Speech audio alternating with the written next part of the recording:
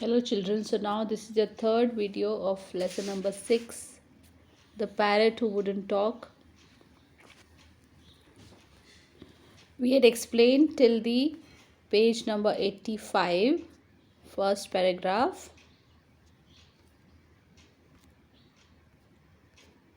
Okay, third page of the lesson.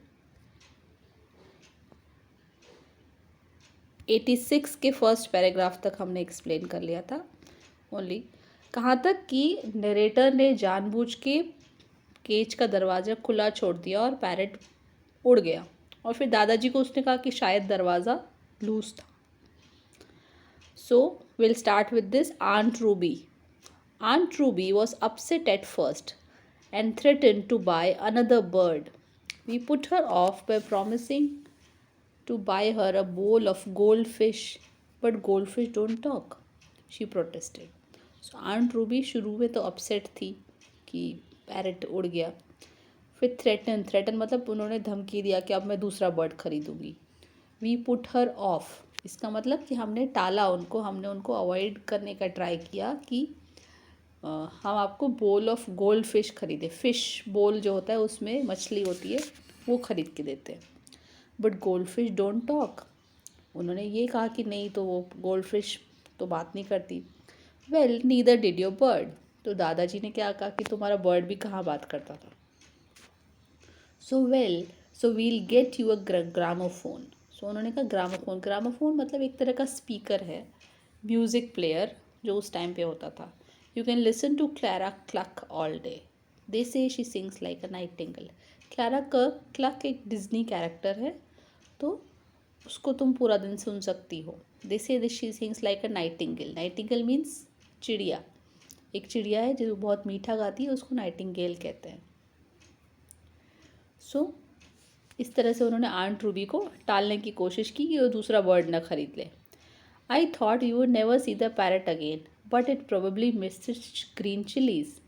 तो narrator ये कह रहे हैं कि हमको लगा अब तो कभी पैरट आएगा नहीं, लेकिन शायद वो उसको जो ग्रीन चिलीज खिलाते थे उसको शायद पसंद थी। Because a few days later I found the bird sitting on the veranda railing.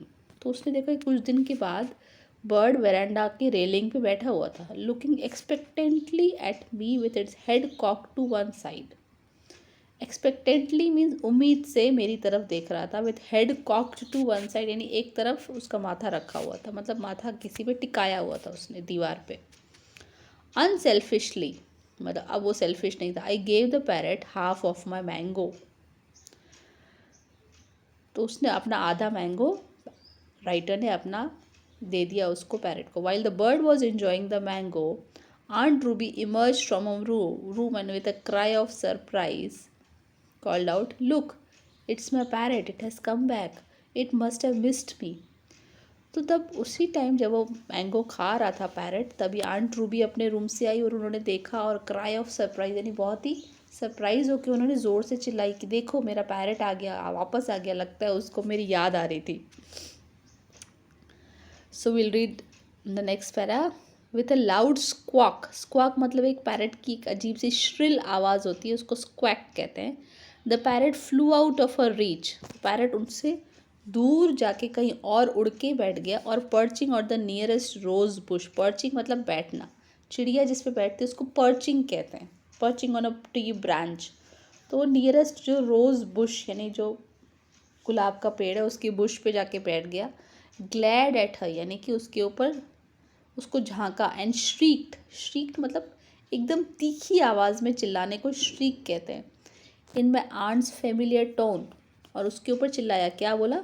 You are no beauty, can't talk, can't sing, can't dance. Aunt Ruby red and dashed indoors. तो अब मतलब parrot ने ही उसकी aunt Ruby की आवाज़ में copy करके वही कहा जो आंट रूबी उसको बार बार टॉन्ट में कहती थी कि can't talk, can't dance, you are no beauty.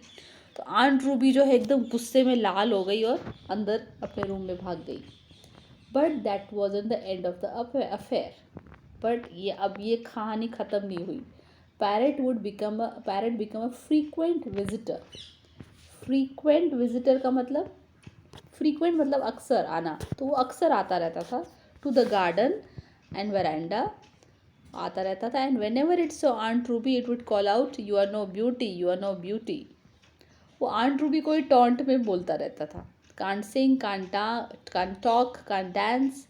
The parrot had learned to talk after all. तो ये है कहानी में ट्विस्ट कि पैरट को आंट रूबी टोकती थी कि तुम बात नहीं कर सकते, तुम गा नहीं सकते, but actually parrot has learn to talk, और वही बोलना सीख गया था जो उसको आंट रूबी पूरा टाइम उसको टॉन्ट करती रहती थी. Okay, so this finishes the story. I hope you have understood it well. Watch all the 3 videos carefully. Thank you, children. And acha, I have to explain this also. Ruskin Bond, this writer's name is Ruskin Bond. He is a well-known Indian author of children's book. Now Ruskin Bond 1934 में born हुआ है. That means he is born in pre independence India, यानी India को freedom मिला उससे पहले का ये बॉर्न है. Actually his father worked in east India company, और फिर वो यहाँ पे आए और वो रस्किन बॉन्ड को इंडिया बहुत अच्छा लग गया और यहीं रह गए. यानी 1947 में इंडिपेंडेंस के बाद अंग्रेज़ जो है वो चले गए थे इंडिया छोड़ के, लेकिन रस्किन बॉन्ड की फैमिली यहीं रह गई because they had started liking India. So he was born in Kasoli. He had spent most of the time in the lap of the Himalayas. तो वो हिमालय में ही कसौली में रहते हैं. He wrote his first novel, The Room on the Roof, when he was 17. और उसने अपना पहला नॉवल कब लिखा? जब वो 17 years का था. He has written 30 novels for children and more than 100 short stories. He has been writing for more than 50 years now, and he lives with his adopted family near Mussoorie, Uttarakhand. Now he lives in Mussoorie, Uttarakhand. Okay, this is about Ruskin Bond, the author of the story. Thank you, children.